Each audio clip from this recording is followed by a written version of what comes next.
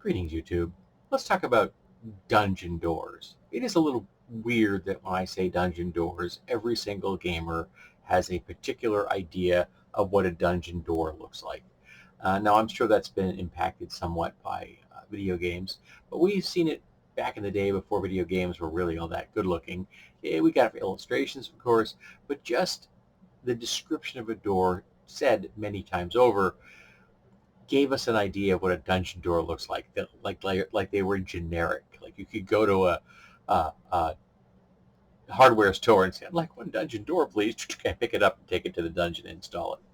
Um, and People have used dungeon doors for things other than being a door. They've used them as barriers. They've used them as protection or making a bridge or something like that. And that's fine. I think we had more than one occasion where we took a door and used it to bar a window, like in a building. Um, and I can remember we were fighting a vampire once, and our players were fairly low level, so this was a big thing, and the vampire was kind of kicking our butt because pretty much no one had a weapon that could hurt them. I think the cleric did, and the uh, vampire knew this. So they were going after the cleric specifically.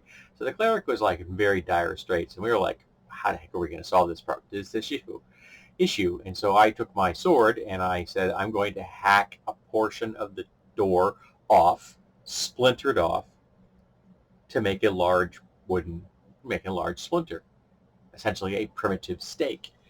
And then I took it and I rolled really, really well with my attack through the vampire. And in fact, she hit the vampire so hard with the stake from the back that I drove it through him, through his heart, out the front, and then stabbed the cleric. It wasn't a perfect plan, okay? But it worked.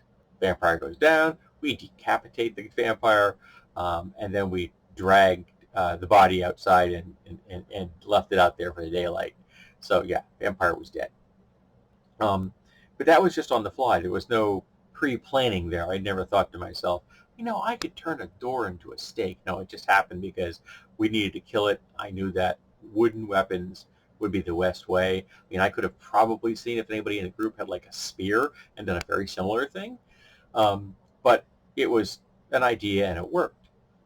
And people can be very creative with doors. I've used mimics as doors to fool people and trick them into like approaching the door and doing a classic examine thing, much to their detriment. Um, and I've flummoxed characters through the use of doors, for traps and things like that.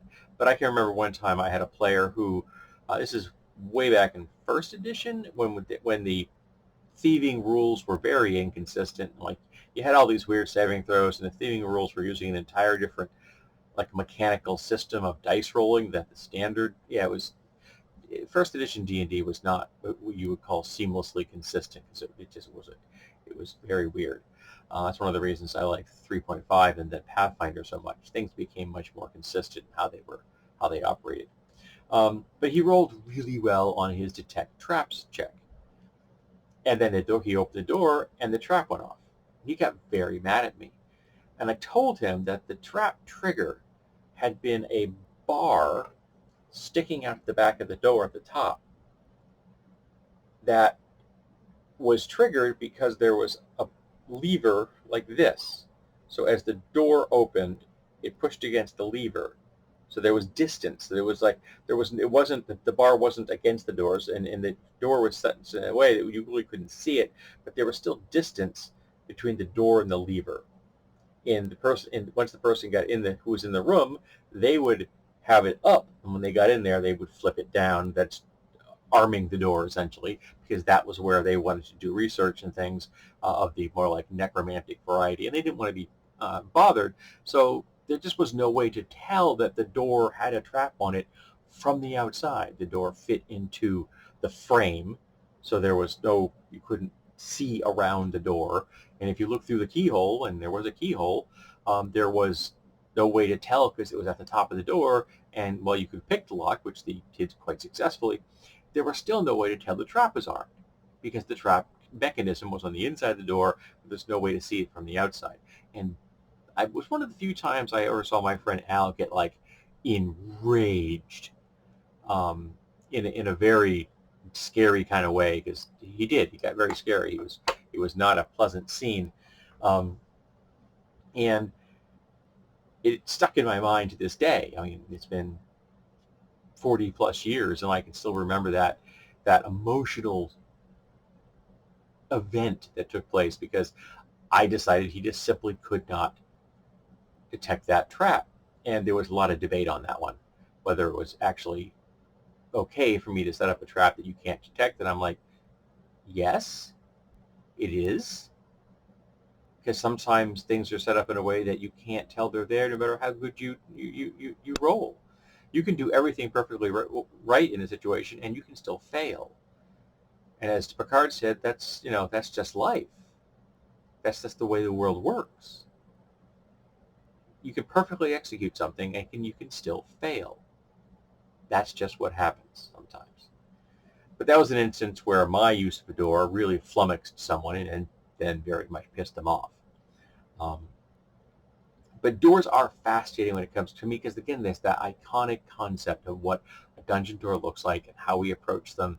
And of course, back in the old days, it was like you searched everywhere. You had your 10-foot pole and you were checking, and everybody was searching walls all the time.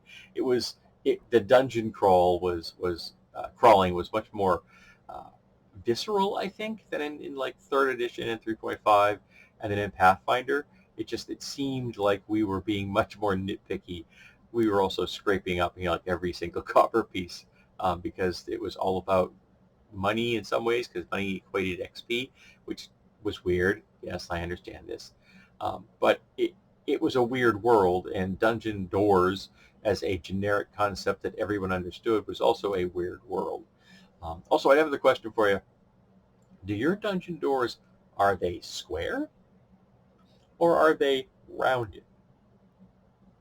Now, I in a dungeon itself, it would make more sense if the ceilings of rooms and things were rounded. That's a better load for the earth and stone above them.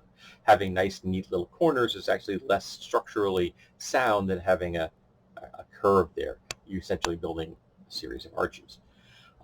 But I don't think when it comes to doors, that having an arch, a rounded top as opposed to a square top, a rectangular top, structurally doesn't make much of a difference, I don't think.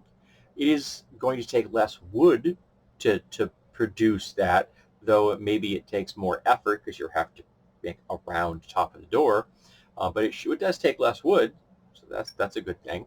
Um, and of course, you can inset your door so that the door comes in like this, so you can't see around the edges. It's inset into a door frame.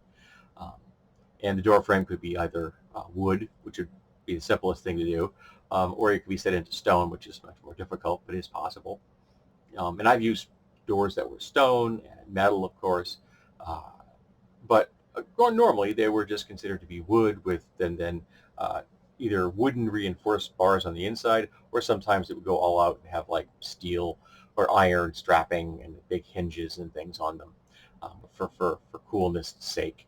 Uh, but yeah, they're classic, and we all used them, even if it was kind of silly that they all look the same and they all seem to have this certain iconic ideal wrapped around them. So let's talk about dungeon doors, how we use them. Have you used them in any creative ways? Do you have a consistent look in your mind when you think of a dungeon door? Do you have a rectangular door? Do you like to have the curved one, which I really don't know if it makes any difference as far as functionality goes. Maybe someone else does, though I will admit having the round top would save you some wood because you don't have the corners. But again, it would also take more skill to produce that, as opposed to just a rectangle. As if someone who works in materials, straight lines can be a heck of a lot easier to work with than curves. Um, so let's talk about doors and how we've used them, how we've abused them, and do we have an iconic image in our minds?